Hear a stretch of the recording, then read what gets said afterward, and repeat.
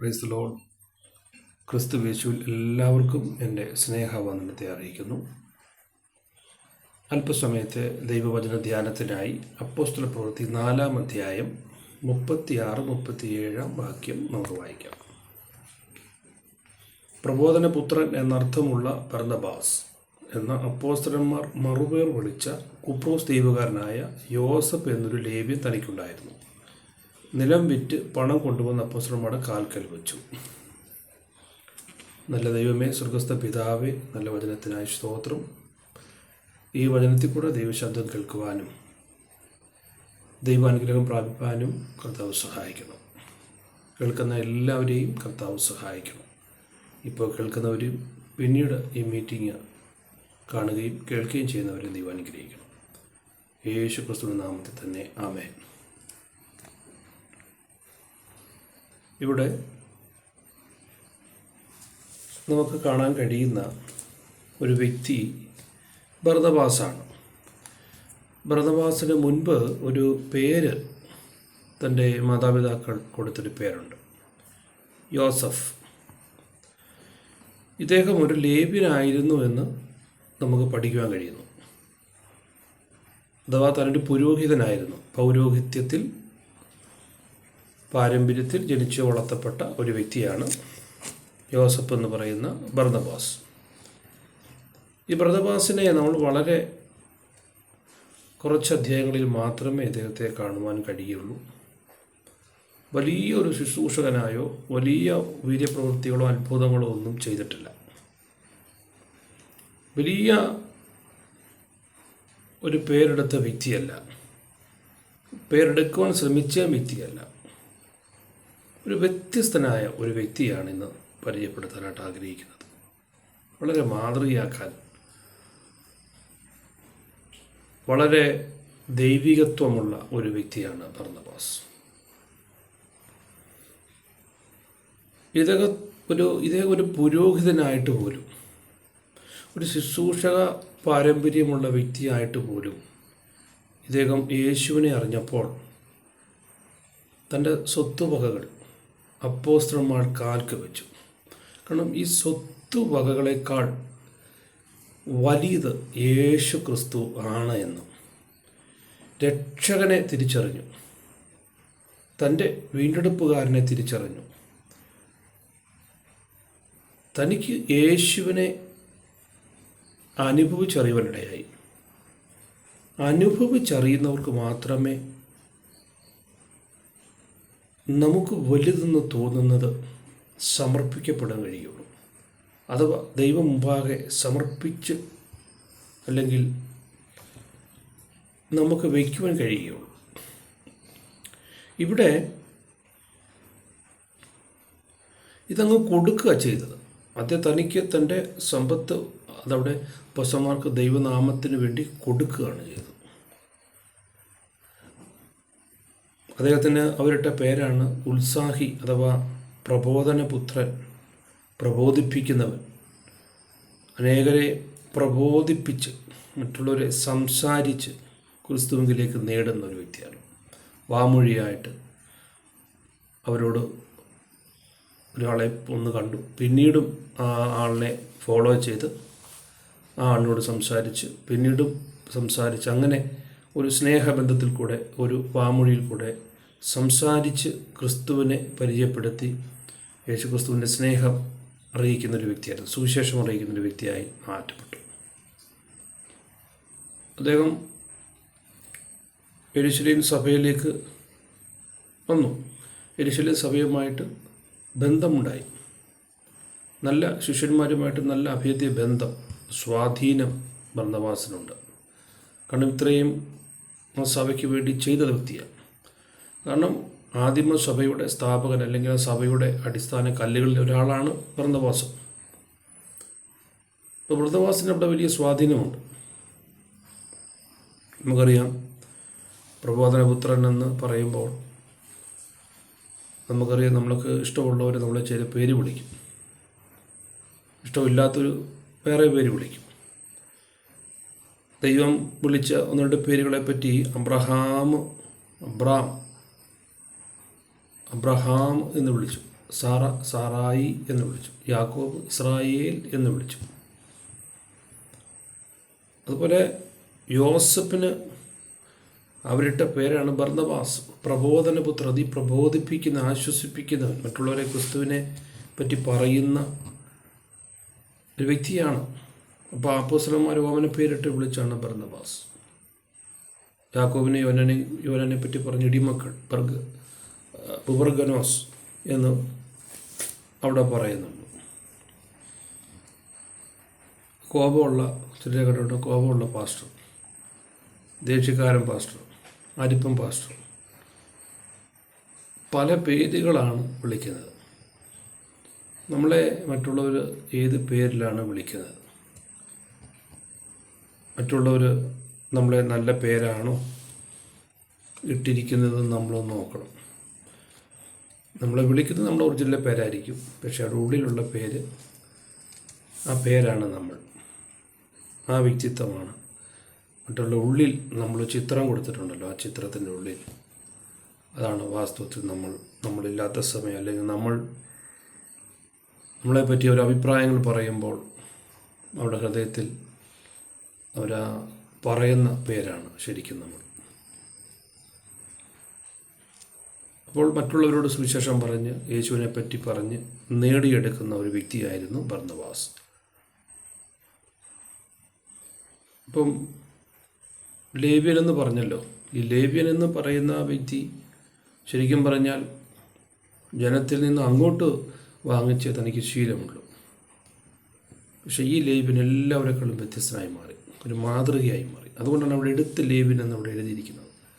ആ ലേവ്യൻ തൻ്റെ വസ്തുവകൾ മുഴുവനും തിരിച്ച് ശിഷ്യന്മാർക്ക് അത് കൊടുക്കുകയാണ്, ജനത്തിന് കൊടുത്തു, ദൈവസഭയ്ക്ക് കൊടുത്തു. ഈ ബർന്നബാസിൻ്റെ ചില ഗുണവിശേഷങ്ങൾ വളരെ മാതൃകപരമാണ്. നമുക്ക് പഠിക്കാനും നമുക്ക് അനുവർത്തിക്കാനും ഒക്കെ പ്രയോജനം ചെയ്യുന്നതാണ്. ചുരുക്കം ചില കാര്യങ്ങൾ പറയാനായിട്ട് ആഗ്രഹിക്കുന്നു. ഇപ്പോൾ ഇദ്ദേഹം പറഞ്ഞു, അദ്ദേഹം ബർന്നബാസിൻ്റെ അവസ്ഥ, ആവശ്യം, ആ സഭയുടെ ആവശ്യം ബർന്നബാസ് അറിഞ്ഞു. യെരൂശലേം സഭയുടെ ആവശ്യം അറിഞ്ഞു. ആ സഭയ്ക്ക് എന്താണ് ആവശ്യം, അതിനുള്ള ഒരു തിരിച്ചറിവ്. അവിടെ കമ്മിറ്റിയുണ്ട്, അവിടെ മീറ്റിങ്ങുണ്ട്, അവിടെ സ്തോത്ര കാഴ്ചയുണ്ട്, അവിടെ എല്ലാ കാര്യങ്ങളും നന്നായി പോകുന്നെങ്കിലും ആ സഭയുടെ ഒരു ഉത്തരവാദിത്വം ഏറ്റെടുക്കുകയാണ്. ആര് ചെയ്യുന്നു എന്നുള്ളതല്ല, ആരെല്ലാം ചെയ്യാനുണ്ടെന്നുമല്ല, അവിടെ ഇന്ന ആൾക്കാർ ഒന്നും ചെയ്യുന്നില്ല എന്നും അല്ല, തനിക്ക് എന്ത് ചെയ്യുവാൻ കഴിയും, ദൈവത്തിന് വേണ്ടി തനിക്ക് എന്താ സഭയ്ക്ക് വേണ്ടി ചെയ്യാൻ കഴിയുമെന്ന് താൻ പരിശ്രമിക്കുകയാണ്. വാങ്ങുന്നത് മാത്രമല്ല, കൊടുക്കുന്നതും ഒരു കൃപയാണെന്ന് ബർന്നബാസിന് അറിയാമായിരുന്നു. ആരാധന നടക്കുന്നുണ്ട്, പ്രാർത്ഥന നടക്കുന്നുണ്ട്, അവിടെ വലിയ വീര്യപ്രവൃത്തി നടക്കുന്നുണ്ട്, എല്ലാം നടക്കുന്നുണ്ടെങ്കിലും ഇതുപോലെയുള്ള ഫലം പുറപ്പെടുവിക്കുന്നവർ വളരെ കുറവാണ്. ഇന്ന് അത് നാമം മാത്രമായി വളരെ കുറഞ്ഞിരിക്കുന്നു. ആരും ചോദിക്കാതെ തന്നെ ബർന്നബാസ് ആ കാര്യം ചെയ്യുക, ഇങ്ങോട്ട് ചോദിക്കാതെ തന്നെ അങ്ങോട്ട് ചെയ്യുന്ന ഒരു സ്വഭാവമായിരുന്നു. അതൊരു മാതൃകയാണ്. സഭയുടെ ആവശ്യം അറിഞ്ഞ് ബർന്നബാസ് പ്രവർത്തിച്ചു. 2:11 അധ്യായം 22 അധ്യായത്തിൽ നമുക്ക് കാണാൻ കഴിയുന്നുണ്ട്. അവരെക്കുറിച്ച് ഒരു വർത്തമാനം യെരൂശലേമിൽ സഭയിലെത്തിയപ്പോൾ അവർ ബർന്നബാസിനെ അന്ത്യോക്യോളം പറഞ്ഞയച്ചു. അപ്പോൾ യെരൂശലേമിൽ നിന്നും അന്ത്യോക്യയിൽ ഒരു സഭയുണ്ടാകുന്നു. അന്ത്യോക്യയിൽ വലിയൊരു സഭ രൂപപ്പെടുകയാണ്. അന്ത്യോക്യയിൽ വളരെ പ്രവാചകന്മാരും വളരെ ഉണർവ് യോഗങ്ങളും നടക്കുന്നു. അവിടെ നല്ല മീറ്റിങ്ങുകൾ, വളരെ വീര്യപ്രവർത്തികൾ നടക്കുന്നു. നല്ല ഒരു സഭ അവിടെ രൂപപ്പെട്ടുകൊണ്ടിരിക്കുന്നു എന്നറിഞ്ഞ് യെരൂശലേം സഭയിൽ നിന്ന് അവിടെ ശിഷ്യന്മാർ പറഞ്ഞയച്ചത് ബർന്നബാസിനെയാണ്.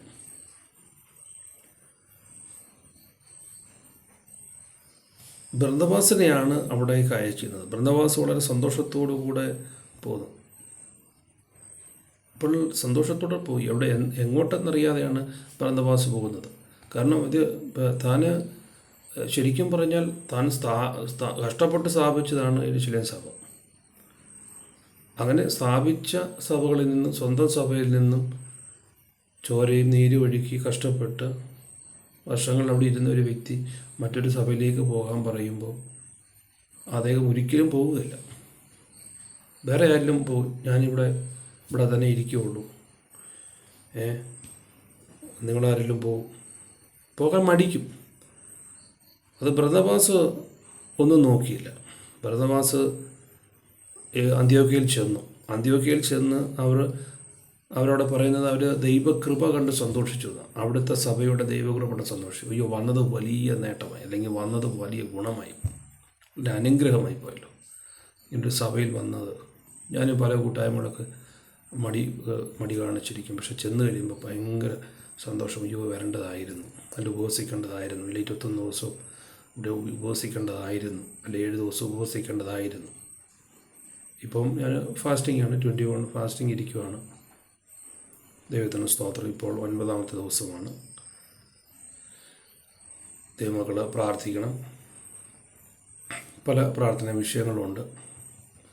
നമ്മുടെ ഈ ചാനൽ ഒരു ചെറിയ വചന ശുശ്രൂഷയുടെ ഒരു ചാനലാണ്. ഇത് നിലനിർത്തി കൊണ്ടുപോകണം. പലപ്പോഴും തടസ്സങ്ങൾ ഉണ്ട്. കാരണം ഇത് ടെലികാസ്റ്റ് ചെയ്യണമെങ്കിൽ തന്നെ അതിൻ്റെതായ ഉണ്ട്. നമുക്ക് ദൈവമക്കളുടെ പ്രാർത്ഥന ചോദിക്കുന്നു.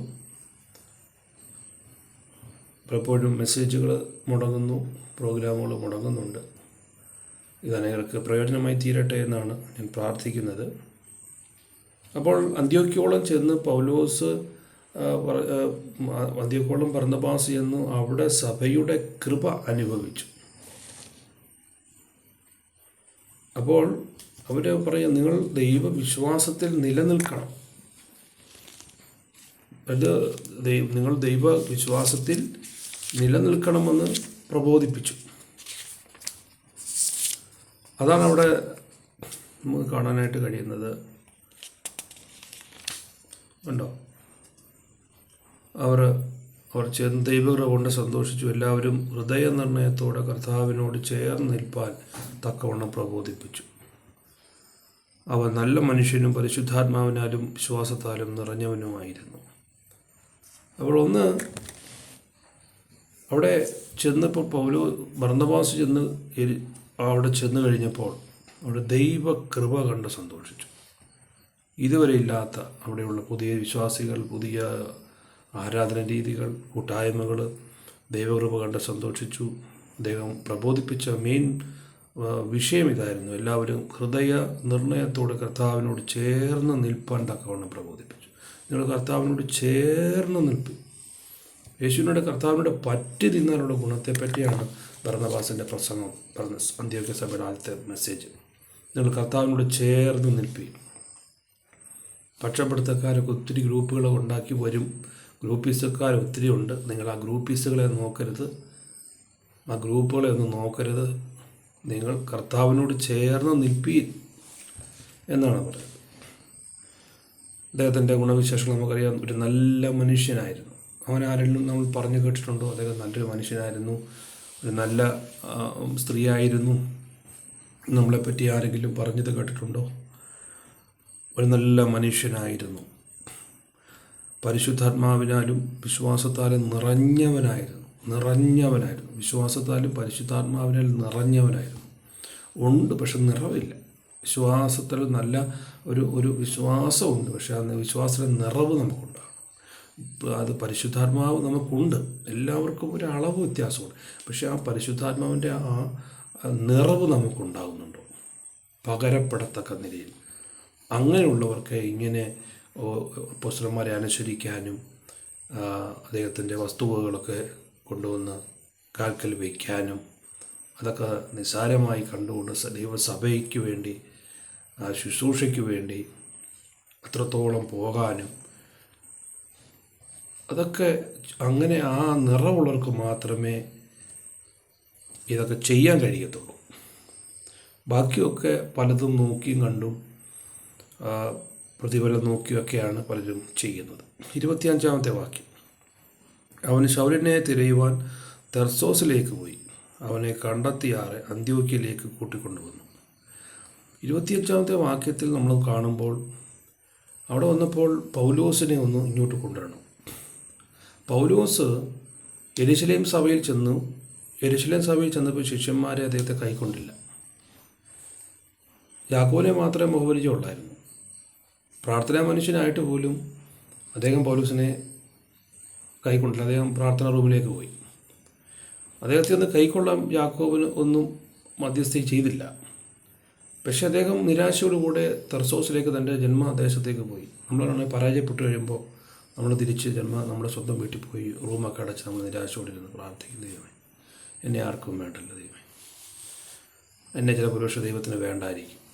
നമ്മുടെ ആ വിശ്വാസവും ആ ശുശ്രൂഷയെല്ലാം ബൈബിളൊക്കെ അലമാരിക്കകത്ത് വെച്ച് നമ്മൾ അങ്ങ് നിരാശയോടെ ഇരിക്കുന്ന പലരുമുണ്ട്. ഇന്ന് രാത്രിയിൽ ഇപ്പോൾ ഈ സമയത്ത് പ്രിയരെ ആരെങ്കിലും അങ്ങനെ ആയിരിക്കുന്നെങ്കിലും നിങ്ങളെ ദൈവം നിങ്ങളെ ഉപയോഗിക്കാൻ ആഗ്രഹിക്കുന്നു. ദൈവത്തിന് നിങ്ങളെ ഉപയോഗിക്കാൻ കഴിയും. ആര് നമ്മളെ കരം പിടിച്ച് ഉയർത്തിയില്ലെങ്കിലും, നമ്മളെ പ്രോത്സാഹിപ്പിച്ചില്ലെങ്കിലും, നമുക്ക് അവസരം തന്നില്ലെങ്കിലും ദൈവത്തിൻ്റെ സമയത്തിനുവേണ്ടി കാത്തിരിക്കുക. ദൈവം നിങ്ങളെ ഉയർത്തും. കർത്താവിന് വേണ്ടി നിൽക്കുക. പൗലോസ് എന്ന് പറയുന്ന ആ വ്യക്തിയെ തിരയുവാൻ ബർന്നബാസ് തർസോസിലേക്ക് പോയെന്ന അത്രയും ദൂരം യാത്ര ബർന്നബാസ് ചെയ്തു എന്നുള്ളതാണ്. പൗലോസിനെ കണ്ടുകിട്ടി. പൗലോസിനെ കൂട്ടിക്കൊണ്ട് അന്ത്യോക്യോളം കൊണ്ടുവന്നു, ഇത്രയും ദൂരം. അപ്പോൾ ഈ ബർന്നബാസ് എന്ന ഈ വ്യക്തി ഇല്ലായിരുന്നെങ്കിൽ പൗലോസ് എന്ന ഈ മഹൽ വ്യക്തിയെ ഒരിക്കലും ഈ സഭയ്ക്ക് ലഭിക്കത്തില്ല, പുതിയ നിയമസഭയ്ക്ക് കിട്ടത്തില്ല. അദ്ദേഹം നിരാശയോടുകൂടി അദ്ദേഹം അവിടെ ഒതുങ്ങിപ്പോവുകയുള്ളായിരുന്നു. പക്ഷേ ആ ബർന്നബാസ് എന്ന ആ വ്യക്തി ഉള്ളത് കൊണ്ട് പൗലോസിനെ കൂട്ടിക്കൊണ്ട് വീണ്ടും യെരുശലേമിലേക്ക് അന്ത്യോക്യോളം കൊണ്ടുവന്നു. അവർ ശിഷ്യന്മാരെ ഒന്നും ആ പൗലോസിനെ അവർ അംഗീകരിച്ചില്ല. യേശുവിൻ്റെ ശിഷ്യന്മാർ യേശുവിനെ കണ്ടവരും മറ്റുള്ളവരെ സ്നേഹിക്കണമെന്ന് പറഞ്ഞവരും പ്രഗത്ഭരെന്നും ഒക്കെ പറഞ്ഞവരൊന്നും പൗലോസിനെ അംഗീകരിച്ചു. കാരണം പേടിച്ചു പോയി. കാരണം ഈ സഭയെ മുടിച്ചും സഭയെ നശിപ്പിച്ചും ദൈവമക്കളെ ഉപദ്രവിച്ചൊക്കെ വന്നൊരു വ്യക്തിയാണ്. അപ്പോൾ ശിഷ്യന്മാർക്ക് പോലും പേടിയായിപ്പോയി. ഇങ്ങനൊരു വ്യക്തിയെ കൂടെ കൂട്ടിക്കഴിഞ്ഞാൽ അദ്ദേഹം എന്താണ് അദ്ദേഹത്തിൻ്റെ പ്ലാനെന്ന് നമുക്കറിയത്തില്ലല്ലോ. അദ്ദേഹം ഒരു ഭയമായിപ്പോയി. അദ്ദേഹം പേടിച്ച് അവർ വളരെ ഭയപ്പെടുവാനിടയായി. അങ്ങനെ പൗലോസിനെ അവർ ബർന്നബാസ് എന്ന വ്യക്തി ഉള്ളതുകൊണ്ട് അങ്ങനെ ഒരു വ്യക്തിയെ പൗലോസ് ഒരുപക്ഷെ നഷ്ടപ്പെടാമായിരുന്നു. ഒരുപക്ഷെ ഈ പൗലോസ് എന്ന വ്യക്തിയെ ഒരിക്കലും ഭൂപടത്തിൽ നമ്മുടെ ചരിത്രത്തിൽ തന്നെ കാണത്തില്ലായിരുന്നു. പക്ഷേ ബർന്നബാസ് എന്ന് പറയുന്ന മഹൽ ആ ദൈവദാസൻ അല്ലെങ്കിൽ ആ വ്യക്തി കാരണം പൗലോസ് എന്ന് പറഞ്ഞ ആ മഹൽ വ്യക്തിയെ നമുക്ക് ലഭിക്കുകയാണ്. ഒരു വ്യക്തിക്ക് വേണ്ടി ദൂരെ യാത്ര ചെയ്യുവാനായിട്ട് ബർന്നബാസ് തയ്യാറായി. മൂന്നാമത്തെ അദ്ദേഹത്തിൻ്റെ ഒരു ഗുണം, പുതിയ വിശ്വാസികളുടെ ആവശ്യം ബർന്നബാസിന് അറിയാമായിരുന്നു. പുതിയ വിശ്വാസികളെ വേണം, സഭയ്ക്കകത്ത് പുതിയ വിശ്വാസികളെ വേണം.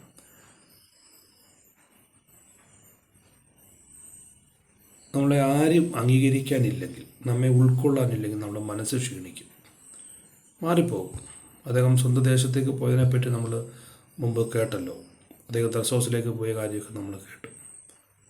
ഒതുങ്ങിപ്പോയി. പൗലോസിനെ തിരിഞ്ഞ് എന്ന കാര്യങ്ങളും വിശ്വാസികളുടെ ആവശ്യം, മറ്റുള്ളവരുടെ ആവശ്യം, സഭയ്ക്ക് ഒരാൾ ആവശ്യമുണ്ട്. യേശു അതില്ല പറഞ്ഞ കഴുതയെപ്പോലും യേശുവിന് ആവശ്യമുണ്ടായിരുന്നു. അപ്പോൾ ആവശ്യമുണ്ട്, നമ്മളെ ആവശ്യമുണ്ട് പ്രിയരെ. ദൈവത്തിന് ആവശ്യമുള്ള ഒത്തിരി കാര്യങ്ങൾ നമുക്ക് ചെയ്യാനുണ്ട്. നമുക്കെല്ലാം വ്യത്യസ്ത കൃപകളും വ്യത്യസ്ത കഴിവുകളും ഒക്കെ ഉള്ളവരാണ്. ദൈവത്തിനറിയാം നമ്മളെ എന്തിന് പ്രയോജനപ്പെടുത്താൻ കഴിയും. മനുഷ്യൻ നോക്കുമ്പോൾ ഒന്നും കൊള്ളിക്കാൻ നമ്മൾ പക്ഷെ നമ്മളെ കൊള്ളത്തിലായിരിക്കും. മനുഷ്യൻ നോക്കുന്ന പുറമെയാണ്, ദൈവം നോക്കുന്നത് അകമയാണ്, ഹൃദയങ്ങളെ നോക്കും. അതുകൊണ്ട് ഹൃദയങ്ങളെ അറിയുന്നൊരു ദൈവത്തിൻ്റെ സന്നിധിയിൽ നമ്മെ തന്നെ സമർപ്പിക്കുക. ദൈവം നമുക്ക് വേണ്ടി പുതുവഴി തുറക്കും. പൗലോസ് എന്ന വ്യക്തിയാണ്. അപ്പോൾ വിശ്വാസത്തിൽ ആ സഭയ്ക്ക് നമുക്ക് ലഭിക്കാനിടയായി തീർന്ന കാര്യത്തെപ്പറ്റി നാം ചിന്തിച്ചല്ലോ. ദൈവത്തിന് സ്തോത്രം. അപ്പോൾ പൗലോസും ബർന്നബാസും അന്ത്യോക്യയിലേക്ക് വന്ന് അവിടെ ഒരു പ്രവർത്തനം തുടങ്ങി. വലിയ ഉണർവ് അന്ത്യോക്യയിൽ തുടങ്ങുക. അവിടെ പ്രാർത്ഥന, ഉപവാസം, അവിടെ അപ്പോസ്തലപ്രവൃത്തി 13-ാം അധ്യായത്തിലേക്ക് വരുമ്പോൾ അവർ അവിടെ പ്രാർത്ഥനയൊക്കെ നടക്കുന്ന ഒരു വലിയ ഉണർവിലേക്ക് വരികയാണ്. പൗലോസും ബർന്നബാസും മനസ്സോട് നിന്നിട്ട് അപ്പോസ്തലന്മാരിൽ നിന്ന് വേർപെട്ട് ഇവർ രണ്ടുപേരും ശക്തമായ ഒരു വലിയ മൂവ്മെൻറ്റ്, അവിടെ ഉണർവിൻ്റെ ഒരു മൂവ്മെൻ്റ് അവിടെ തുടങ്ങുകയാണ് അന്ത്യോക്യയിൽ. മറ്റൊരു സ്ഥലത്തേക്ക് പോകുന്ന, മറ്റൊരു സ്ഥലത്ത് പ്രവർത്തിക്കുകയാണ്. 25-26 വാക്യങ്ങൾ വായിക്കുമ്പോൾ, അവർ ഒരു സംവത്സരം മുഴുവനും സഭായോഗങ്ങളിൽ കൂടുകയും ബഹുജനത്തെ ഉപദേശിക്കുകയും ചെയ്തു. ആദ്യം അന്ത്യോക്യയിൽ വെച്ച് ശിഷ്യന്മാർക്ക് ക്രിസ്ത്യാനികൾ എന്ന പേരുണ്ടായി. അപ്പോൾ ഒരു സംവത്സരം മുഴുവനും സഭായോഗങ്ങളിൽ കൂടുകയും ബഹുജനത്തെ ഉപദേശിക്കുക. അപ്പോൾ പൗലോസിൻ്റെ കയ്യിൽ ഉപദേശം കിടപ്പുണ്ട്. അദ്ദേഹം പിന്മാറിപ്പോയി വീട്ടിൽ ഒതുങ്ങി, സ്വന്തം ദേശത്ത് ഒതുങ്ങിപ്പോയ ഒരു വ്യക്തി. കൂടാരപ്പണിയൊക്കെ ചെയ്ത് ജീവിക്കാം, അല്ലെങ്കിൽ ഒരു തൊഴിൽ ജോലിയൊക്കെ ചെയ്ത് ജീവിക്കാം, മറ്റുള്ളവരെ ബുദ്ധിമുട്ടിക്കേണ്ട, സ്വന്തം കൈ കൊണ്ട് അധ്വാനിച്ച് ജീവിക്കാമെന്നുള്ള ആ വലിയ ആഗ്രഹത്തോടെ അദ്ദേഹം സ്വന്തം ദേശത്ത് ഒതുങ്ങിപ്പോയി.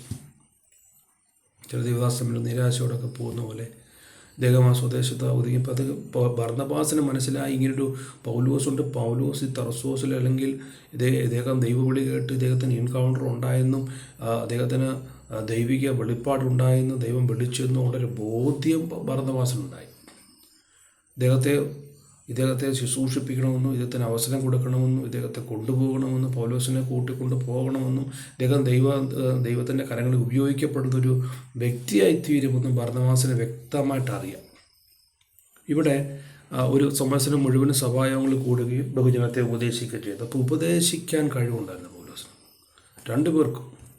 അതൊരു വലിയ അനുഗ്രഹമാണ്. അതുകൊണ്ടാണ് 14 ലേഖനങ്ങൾ എഴുതാൻ പറ്റിയത്. അപ്പോസ്തലന്മാർ പോലും ശിഷ്യന്മാർ പോലും പേടിച്ചും വരണ്ടും 1-2 ഒക്കെ ലേഖനങ്ങളും അല്ലെങ്കിൽ പുസ്തകങ്ങളൊക്കെ എഴുതിയിട്ടേ ഉള്ളൂ. സുവിശേഷങ്ങൾ 4 എഴുതി. അങ്ങനെ യോഹന്നാൻ്റെ 3 ലേഖനങ്ങൾ യോഹന്നാനും ഒക്കെ എഴുതി. ചെറിയ എഴുത്തുകളാണ്. കാരണം ജീവിതവും പീഡനങ്ങളും മരണഭീതിയും സുവിശേഷ വേല നിമിത്തം ഇവർക്കൊന്നും നന്നായിട്ട് എഴുതാൻ പോലും സമയം കിട്ടുന്നില്ല. അപ്പോൾ ഇവർ ഒരു വർഷം അവിടെ സുവിശേഷം അറിയിക്കുവാനായിട്ടിടയായി, ഉപദേശിച്ചു ജനത്തെ. അവിടെ ജനമുണ്ട്, കേൾക്കാനുള്ള ജനം, ഓഡിയൻസ് ഉണ്ട് അവിടെ. അദ്ദേഹത്തിന് അവിടെ ഒരു വലിയൊരു ജീവിതം അവിടെ ഉണ്ടാകുകയാണ് അന്ത്യോക്യയിൽ. അപ്പോൾ നമ്മുടെ ഒരു വാക്ക് മതി ഒരാളെ പിന്മാറ്റം. നിരാശയുടെ ഒരു വാക്ക്, നമ്മളൊന്ന് മുഖം തിരിച്ചാൽ മതി, അദ്ദേഹം തളർന്നു പോകും. ഒരുപക്ഷെ നമ്മുടെ ഒരു വാക്ക് മതി അദ്ദേഹത്തിന് പക്ഷേ ഒരു കൈത്താങ്ങൽ, ഒരു സപ്പോർട്ട്, ഒരു നന്മ കൊണ്ടോ അല്ലെങ്കിൽ ഒരു വാക്കുകൊണ്ടോ നമ്മുടെ ഒരു ചിരി കൊണ്ടോ ഒക്കെ നമുക്ക് സപ്പോർട്ട് ചെയ്യാൻ കഴിയും. മറ്റുള്ളവരെ നമ്മൾ സപ്പോർട്ട് ചെയ്യണം. എങ്ങനെയാണ്? വാക്കുകൊണ്ടും പ്രവൃത്തി കൊണ്ടും സ്നേഹം കൊണ്ടൊക്കെ സപ്പോർട്ട് ചെയ്യവരെ നിലനിർത്തണം. ഈ ബർന്നബാസിന് അതൊരു വലിയ കൊണ്ടൊരു കഴിവായിരുന്നു. ബർന്നബാസിനെ പോലെ കഴിവുള്ളൊരു അപ്പോസ്തലന്മാരിലില്ല. ബർന്നബാസ് ചെയ്തൊരു കാര്യമാണ്, അദ്ദേഹത്തെ പ്രോത്സാഹിപ്പിച്ചു. അദ്ദേഹത്തെ ശുശ്രൂഷയ്ക്ക് വേണ്ടി ഒന്നിച്ച് ചേർത്ത് നിർത്തുവാൻ. രക്ഷപ്പെടാൻ ഇടയാകും, നീ രക്ഷപ്പെടും, മറ്റുള്ളവരെ പ്രോത്സാഹിപ്പിക്കുക, മറ്റുള്ളവർക്ക് അവസരങ്ങൾ കൊടുക്കുക. അപ്പോൾ അവിടെ നമുക്ക് കാണാൻ കഴിയുന്നത് ബർന്നബാസിന് ലഭിച്ച ശുശ്രൂഷകൾ, അല്ലെങ്കിൽ ബർന്നബാസിന് പ്രസംഗിക്കാൻ കിട്ടിയ അവസരങ്ങളും സ്റ്റേജുകളും ആ വേദികളൊക്കെ ആർക്ക് കൊടുത്തു? പൗലോസിന് കൊടുത്തു. ആരിലും ചെയ്യും ഒരാൾക്ക് ഒരു പ്രസംഗിക്കാൻ, ഒരു കൺവെൻഷനോ ഒരു മീറ്റിങ്ങിനോ അവസരം കിട്ടിയാൽ ഇന്നത്തെ ദേവദാസന്മാർ കൊടുക്കും. ബർന്നബാസ് അന്ന് കൊടുത്തു. ബർന്നബാസ് പൗലോസിന് അങ്ങനെ അവസരം കൊടുത്തു. അദ്ദേഹത്തിൻ്റെ ശുശ്രൂഷിക്കണം, അദ്ദേഹത്തിനുള്ള അവസരം പൗലോസിന് വെച്ച് മാറുകയാണ്. അദ്ദേഹം ഒരു കാണിയായിട്ട് അവിടെ ഇരിക്കുകയാണ്. അപ്പോൾ ഇന്നത്തെ കാലത്ത് അങ്ങനെ ആരും ചെയ്യുന്നുണ്ടോ എന്ന് തോന്നുന്നില്ല. കാണുമായിരിക്കും. എനിക്ക് ഒത്തിരി ദേവദാസന്മാരെ അറിയാം. അവർ മറ്റുള്ള ദേവദാസന്മാരെ ബഹുമാനിക്കുകയും ആദരിക്കുകയും, ഒരു ചെറിയൊരു വ്യക്തി വന്നാലും അവർക്ക് അവസരം കൊടുക്കുന്ന ദേവദാസന്മാരെ എനിക്കറിയാം. ഇപ്പോൾ എങ്ങനെയാണ് ചെയ്യുന്നത് ചോദിച്ചു കഴിഞ്ഞാൽ, സ്വന്തം കുടുംബത്തിൽപ്പെട്ടവർക്ക് അവസരം കൊടുക്കും. അളിയന്മാർക്ക്, അടുത്ത ബന്ധക്കാർക്ക്, പിന്നെ മക്കൾക്ക്, അവരുടെ സ്വന്തം ജാതിയിൽപ്പെട്ടവർക്ക് അവസരങ്ങൾ കൊടുക്കും. പിന്നെ വേർതിരിവ്, ജാതി തിരിവ്, വേർതിരിവ്, ചെറിയവരും വലിയവരും ഒരു തിരിവും. പിന്നെ അപ്പോസ്തലപ്രവൃത്തി തിരുമേശയുടെ സമയത്തൊക്കെ പറയുന്നവർ ചിലരും പലരും എന്ന് പറയുന്ന പോലെ അവരൊക്കെയാണ് തിരുമേശ എടുക്കുന്നവർ ചിലരുണ്ട്, പലരുണ്ട്. അപ്പോൾ ചിലരും പലരുമല്ല, നമ്മളാണ്, നാം എന്നാണ്. അപ്പോൾ ഇവിടെ അങ്ങനെയുള്ളവരെടുക്കും. അപ്പോൾ തന്നെ അവരുടെ സ്വഭാവങ്ങളും വ്യത്യസ്തമാണ്. അപ്പോൾ അങ്ങനെയൊക്കെ നോക്കിയും ഒക്കെയാണ് ശുശ്രൂഷയ്ക്ക് ഇപ്പോൾ വിളിക്കുന്നത്. 3-ാമത്തെ പോയിന്റിലേക്ക് വരുമ്പോൾ 11-ാം അധ്യായം അതിൻ്റെ 27-ാമത്തെ വാക്യത്തിൽ, ആ കാലത്ത് യെരൂശലേമിൽ നിന്നും പ്രവാചകന്മാർ അന്ത്യോക്യയിലേക്ക് വന്നു. അവരിൽ അഗാബോസ് എന്ന പേരുള്ള എഴുന്നേറ്റ് ലോകത്തിലൊക്കെയും മഹാക്ഷാമം ഉണ്ടാകുമെന്ന് ആത്മാവിൽ പ്രവചിച്ചു. അത് ക്ലൗത്യോസിൻ്റെ കാലത്ത് സംഭവിച്ചു. യേശുക്രിസ്തുവിൻ്റെ പ്രവചനമാണ്. യേശുക്രിസ്തു പറഞ്ഞ ദൂത് അല്ലെങ്കിൽ പ്രവചനമാണ് ക്ലൗത്യോസിൻ്റെ കാലത്ത് സംഭവിച്ചത്. അത് അഗാബോസ് എന്നൊരു പ്രവാചകൻ എഴുന്നേറ്റ് പ്രവചിച്ചു. ആ ക്ഷാമം, ഭൂകമ്പം ഒക്കെ ഉണ്ടാകുമെന്നൊക്കെ യേശു പറഞ്ഞല്ലോ, ഇതുവരെ ഉണ്ടാകാത്തത്. അപ്പോൾ അന്നുണ്ടായത് ആ ക്ഷാമമാണ്. യെരൂശലേമിൽ വലിയ ക്ഷാമം ഉണ്ടായി. അപ്പോൾ യെരൂശലേമിൽ വലിയ ക്ഷാമമുണ്ടായപ്പോൾ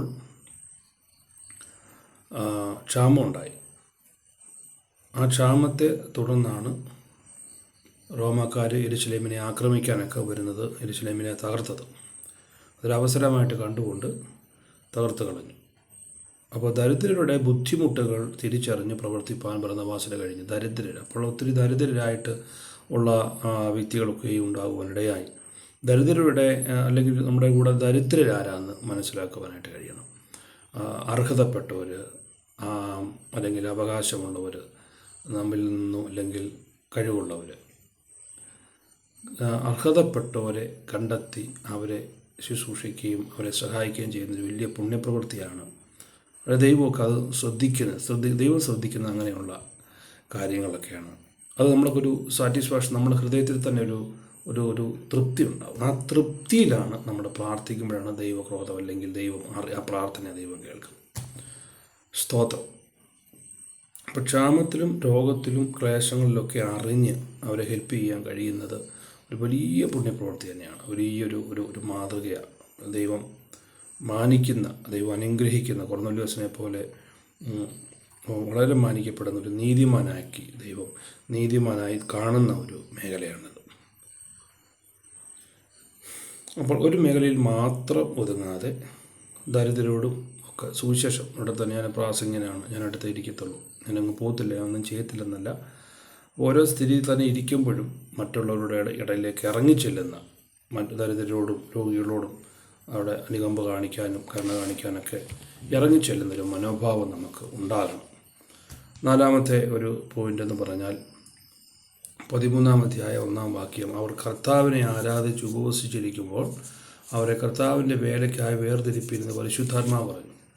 ബർന്നബാസിനെയും പൗലോസിനെയും അവർ ഉപവസിച്ച് പ്രാർത്ഥിച്ചപ്പോഴായത് പറഞ്ഞു, അല്ലാതെ ഇത് പറഞ്ഞില്ല. പരിശുദ്ധാത്മാവ് ഉപവസിച്ച് പ്രാർത്ഥിച്ചപ്പോൾ അവിടെ പറഞ്ഞു അവരെ വേർതിരിക്കാൻ പറഞ്ഞു. അങ്ങനെ ഒരു വേർതിരിവാണുള്ളതല്ല, ജാതിത്തിരിവല്ല. ഇവിടെ പല തിരിവുകളാണ് ലോകത്തിൽ. പെന്തക്കോസ്തിൽ തന്നെ അല്ലെങ്കിൽ ദൈവമക്കളുടെ തന്നെ പല തിരിവുകളുണ്ട്. അപ്പോൾ ആ തിരിവല്ല ഇവിടെ പരിശുദ്ധാത്മാവ് വേർതിരിച്ചു. പരിശുദ്ധാത്മാവ് മോശയുടെ മേലുള്ള ആത്മാവിനെ 70 പേർക്ക് കൊടുത്തിട്ടും മോശയ്ക്കൊരു മാറ്റവും ഉണ്ടായില്ല എന്ന് പറഞ്ഞ പോലെ വേർതിരിച്ചു. അധിപതിയുള്ള ശുശ്രൂഷയ്ക്ക് വേണ്ടി, യുദ്ധത്തിന് വേണ്ടി ഒരുങ്ങുക, അധിപതികളാക്കി മാറ്റുക. ലോകത്തിൻ്റെ ആവശ്യം അറിഞ്ഞ് ജനത്തെ രക്ഷിക്കുവാൻ, ആത്മഭാരമുള്ള സുവിശേഷം അറിയിക്കുവാൻ, മറ്റുള്ളവരിലേക്ക് എത്തിക്കുവാൻ പൗലോസും ലോകത്തിൻ്റെ മേഖലകളിലേക്ക് പോവുക, രണ്ടുപേരും കൂടെ ഇറങ്ങുക. അവിടെ ഒരു വലിയ സംഭവം ഇവിടെ നടക്കുന്നത്, ഈ ഉപവാസം കഴിഞ്ഞപ്പോൾ, വലിയൊരു പ്രാർത്ഥന കഴിഞ്ഞപ്പോൾ പൗലോസും ബർന്നബാസും കൂടെ ഒരു പരിശുദ്ധാത്മാവ് ഒരു ലോകമൊന്ന് മുഴുവൻ ലോകമൊന്ന് സുശേഷീകരിക്കണം എന്നിവിടെ ഉള്ളിലേക്കൊരു ആഗ്രഹം വരും. അപ്പോൾ ഇവിടെ നമുക്കുള്ളിലൊരു ആഗ്രഹം ഉണ്ടെങ്കിൽ ദൈവം നമ്മളെ അയക്കും. എനിക്ക് ആഗ്രഹമുണ്ട്, പാസ്പോർട്ട് എടുത്തിട്ട് കുറേ നാളായി, ആഗ്രഹമുണ്ട്. പക്ഷെ എനിക്കറിയാം ദൈവം എന്നെ പലയിടത്ത് അയക്കും. അപ്പോൾ അതിനു മുമ്പ് നമ്മളവിടുത്ത് നിന്ന് പ്രാപിച്ചുകൊണ്ടിരിക്കുക. അപ്പോൾ എന്നെ ആവശ്യമുണ്ടെങ്കിൽ ദൈവം എന്നെ അയക്കും. ആ രാജ്യത്ത് അല്ല ദേശത്ത് തന്നെ അവിടെ ആവശ്യമുണ്ടെങ്കിൽ ദൈവം എന്നെ അയക്കും. തീർച്ചയായിട്ടും നമ്മളതിനോട് ഒരുങ്ങിയിരിക്കുക, പ്രാർത്ഥിക്കുക. ദൈവത്തിന് സ്തോത്രം. ആരും കൊണ്ടുപോകത്തില്ല, അല്ലെങ്കിൽ അറിഞ്ഞുകൊണ്ട് ആരും കൊണ്ടുപോയില്ല. ദൈവം നമ്മളൊരു സമയത്ത് കൊണ്ടുപോകും. ദൈവത്തിന് നമ്മളവിടെ എത്തിക്കണമെങ്കിൽ ദൈവത്തിൻ്റെ പ്ലാനുണ്ടെങ്കിൽ ദൈവം നമ്മളെ എത്തിക്കും. മനുഷ്യരെത്ര തടഞ്ഞാലും അത് വിപുലമാകും. ദൈവം നമ്മളെ അവിടെ എത്തിക്കുവാനിടയാകും. ദൈവത്തിന് സ്തോത്രം ചെയ്യും.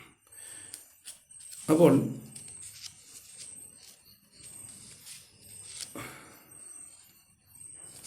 അവിടെ നമുക്ക് മനസ്സിലാക്കാനായിട്ട് കഴിയും. കണ്ടോ, അവിടെ പൗലോസും ബർന്നബാസും ഒന്നിച്ചവിടെ ഇറങ്ങി നിന്ന് പ്രവർത്തിക്കുന്നതായിട്ട് നമുക്ക് കാണുന്നു. നമുക്കറിയാം, പൗലോസും ബർന്നബാസ് അന്ത്യോക്യയിൽ വന്നപ്പോഴാണ് അവിടെ ആൾക്കാർ കൂടിയത്, ജനം കൂടിയത്, വലിയ ഉണർവുണ്ടായത്. ഒരു വലിയ സഭയായിട്ട് ഒരു വലിയ ഉണർവ് അവിടെ ഉണ്ടായതായിട്ട് നമുക്കവിടെ കാണാൻ കഴിയുന്നു. അപ്പോസ്തലപ്രവൃത്തി 15-ാം അധ്യായം 35-ാമത്തെ വാക്യത്തിൽ 15:35 വായിക്കുമ്പോൾ,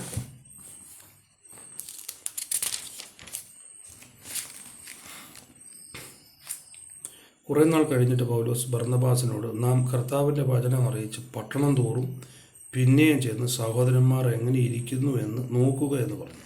അതാണ് നമുക്ക്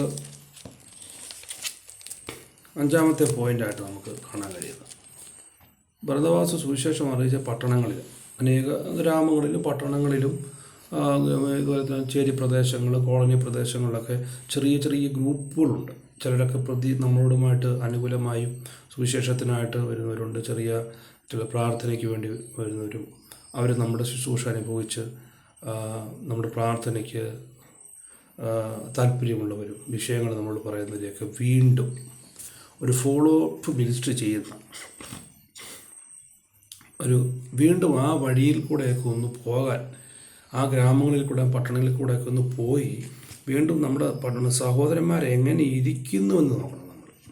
നമ്മൾ പറഞ്ഞിട്ട് ആ സ്ഥലം പോകുമല്ല, ഒരു പ്രാവശ്യം പോയി അങ്ങ് പോവല്ല, വീണ്ടും ആ സ്ഥലം സന്ദർശിക്കുക, വീട് സന്ദർശിക്കുക, ആ ഗ്രാമങ്ങൾ സന്ദർശിക്കുകയും വീണ്ടും ഫോളോ ചെയ്ത് വീണ്ടും സംസാരിച്ച് വീണ്ടും അവരോട് സംസാരിച്ച് നമ്മുടെ സ്നേഹവും സഹകരണവും നമ്മൾ ബർന്നബാസിൻ്റെ സ്വഭാവം സുവിശേഷകന്മാർക്ക് വളരെ അത്യാവശ്യമാണ്.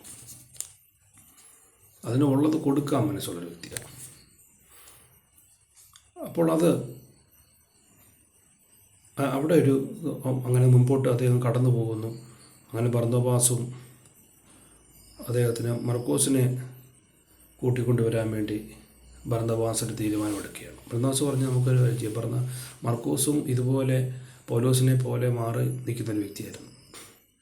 അങ്ങനെ മർക്കോസിനെ കൊണ്ടുവന്നു. മർക്കോസിനെ കൊണ്ടുവന്നപ്പോൾ പൗലോസും മർക്കോസും കൂടെ ഒരു ഉഗ്രവാദം ഉണ്ടായി. പ്രവൃത്തിക്ക് വരാതെ പോയ ഒരു വ്യക്തിയാണ് മർക്കോസ്. ആ സമയത്ത് വളരെ ശുശ്രൂഷ ചെയ്യേണ്ട ഒരു സമയത്ത് മർക്കോസ് ഒന്ന് മാറിപ്പോയി. ഇന്നും അങ്ങനെയുള്ളവരുണ്ട്. ഒന്നിച്ച് പ്രവർത്തിക്കുമ്പോൾ തന്നെ ചെറിയ ഈ ശുശ്രൂഷാസൂയകൾ ഉള്ളവരുണ്ട്.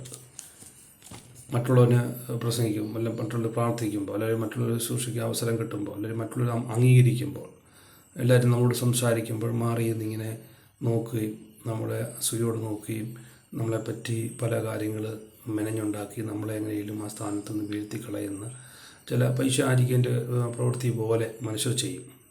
അപ്പോൾ അങ്ങനെ ഉള്ളവരുണ്ട്. അപ്പോൾ ആ മർക്കോസ് തൻ്റെ പ്രവൃത്തി ചെയ്യാതെ തൻ്റെ കാര്യത്തിന് വേണ്ടി പോയ മർക്കോസിനെ നമ്മുടെ കൂടെ വേണ്ട. പോയപ്പോൾ അങ്ങനെ ഒരാളിനെ വേണ്ടെന്ന് വെച്ച് പൗലോസ് പിണങ്ങി. പക്ഷേ ഈ പ്രംഹൂല്യയിൽ ചെറിയ പ്രതികൂലങ്ങൾ വന്നു. അവരുടെ ജീവിതത്തിൽ മുമ്പോട്ട് കടന്നുപോയി. മർക്കോസ് ഒന്നിച്ചു വന്നു. പൗലോസും മർക്കോസും കൂടെ അവിടെ വലിയ ഉഗ്രവാദം ഉണ്ടായി. അദ്ദേഹത്തെ വേണ്ടെന്ന് വെച്ചു. അങ്ങനെ വരുമ്പോൾ പൗലോസും ബർന്നബാസും മർക്കോസും അവർ ഒന്നിച്ചൊരു ടീമായിട്ട് ഈ ഒരു കാര്യം പറഞ്ഞ്, അല്ലെങ്കിൽ ബർന്നബാസും പൗലോസും കൂടെ ഈ മർക്കോസിൻ്റെ കാര്യം പറഞ്ഞു ഇവരങ്ങ് പിണങ്ങി. പലപ്പോഴും സ്നേഹിക്കുന്നവരെല്ലാം അല്ലെങ്കിൽ ഇങ്ങനെയുള്ള ഈ പിന്മാറ്റക്കാരുടെ പേരിലോ അല്ലെങ്കിൽ ജഡീകന്മാരുടെ പേരിൽ ലോകക്കാരുടെ പേരിലൊക്കെ സഭയ്ക്കകത്ത് പിണങ്ങുന്നവരുണ്ട്. പൗലോസ് കൊണ്ടുവന്നത് ബർന്നബാസ്. പക്ഷെ ബർന്നബാസ് മർക്കോസിനെ കൊണ്ടുവന്നപ്പോൾ പൗലോസും അവിടെ ഒരു വിഷയമുണ്ടായി. പൗലോസും ബർന്നബാസും അപ്പം പിണങ്ങുക മർക്കോസിൻ്റെ പേരിൽ. പിന്മാറ്റക്കാരൻ്റെ പേരിൽ ദൈവമക്കൾ ഒരിക്കലും പിണങ്ങരുത്. അപ്പോൾ മർക്കോസ് ഒരു കുറ്റക്കാരനെ പോലെ അവിടെ ഉണ്ടായി. ബർന്നബാസും പൗലോസും ഉഗ്രവാദം ഉണ്ടായി, പിണങ്ങിയെന്നാണ്. പിണങ്ങിയെന്ന് പറഞ്ഞാൽ അവരങ്ങോട്ട് പിരിഞ്ഞു, രണ്ടുപേരും രണ്ട് ഭാഗത്തേക്ക് പിരിയുക. അപ്പോൾ അവർ കൂട്ടുപ്രവർത്തകൻ്റെ വില മനസ്സിലാക്കി ബർന്നബാസ് പൗലോസിനെ മാത്രം അവിടെ ഒരു പരിജ്ഞാനം അല്ലെങ്കിൽ ബർന്നബാസിൻ്റെ സ്വഭാവം കാണുന്നത് പൗലോസിനെ മാത്രം കൊണ്ടു നടക്കാനല്ല ബർന്നബാസിൻ്റെ. ഇപ്പം സ്നേഹക്കുറവില്ല. പക്ഷെ മർക്കോസ് എന്ന് പറയുന്ന മറ്റൊരു ദൈവദാസനുണ്ട്. അദ്ദേഹത്തെ വീണ്ടും മടക്കി കൊണ്ടുവരുന്നതായിട്ട് കാണുന്നു. ഒരു കൂട്ടുപ്രവർത്തകൻ്റെ വില ആവശ്യം മനസ്സിലാക്കി അദ്ദേഹത്തെ വിളിച്ചു കൊണ്ടുവരുന്നു. അദ്ദേഹത്തെ സപ്പോർട്ട് ചെയ്യാൻ വേണ്ടി, അദ്ദേഹത്തിനെ കൂടെ നിർത്താൻ വേണ്ടി ശ്രമിക്കുന്നു. അങ്ങനെ ബർന്നബാസും മർക്കോസും കൂടി സൈപ്രസ് ദ്വീപിലേക്ക് പോകുന്നു. പൗലോസും ശീലാസിനെ അവിടെ തിരഞ്ഞെടുക്കുന്നു. ശീലാസും പൗലോസും കൂടെ അവർ മറ്റൊരു വഴി ശുശ്രൂഷയ്ക്ക് വേണ്ടി മറ്റ് ഇടങ്ങളിലേക്ക് പോകുന്നതായിട്ടൊരു കൂട്ടുകെട്ട്, രണ്ട് ഗ്രൂപ്പുകളായി തിരിയുന്നതാണ് അവിടെ മനസ്സിലാക്കാനായിട്ട് കഴിയുന്നത്. അപ്പോൾ ശുശ്രൂഷ എപ്പോഴും ടെമ്പററി ആണ്. ഏതു സമയത്തൂടെ ദൈവത്തിൽ മാത്രം ആശ്രയിച്ച് നിൽക്കേണ്ട ഒരു ശുശ്രൂഷയാണ്. മനുഷ്യരിൽ മാത്രമല്ല, ബഹുമാനിക്കുക, മറ്റുള്ളവരെ സ്നേഹിക്കുക, കരുതുക, നമ്മൾ ദൈവത്തിൽ ആശ്രയിക്കുക, നമ്മൾ ഉപവസിക്കുക, പ്രാർത്ഥിക്കുക, പരിശുദ്ധാത്മാവിനെ അനുസരിക്കുക, ദൈവകൃപയിൽ ജീവിക്കുക, പ്രാർത്ഥിക്കുക. അങ്ങനെ ഒരു വ്യക്തിയിലേക്ക് നമ്മൾ ആശ്രയം വയ്ക്കാതെ ദൈവത്തിൽ ആശ്രയം വെച്ച് ജീവിക്കുന്ന ഒരു ജീവിതമാണ് ശുശ്രൂഷയുടെ ജീവിതം. അത് ഏത് കാലത്തും ക്ഷീണിച്ചു പോകാതെ, മടുത്തു പോകാതെ ദൈവസന്നിധിയിൽ നമുക്ക് നിൽക്കുവാൻ കഴിയണം. അവിടെ നമുക്കറിയാം, മർക്കോസിനോട് പിണങ്ങിയെങ്കിലും പൗലോസ് മർക്കോസുമായിട്ട് പിണങ്ങി. പൗലോസ് മർക്കോസുമായിട്ട് പിണങ്ങിയെങ്കിലും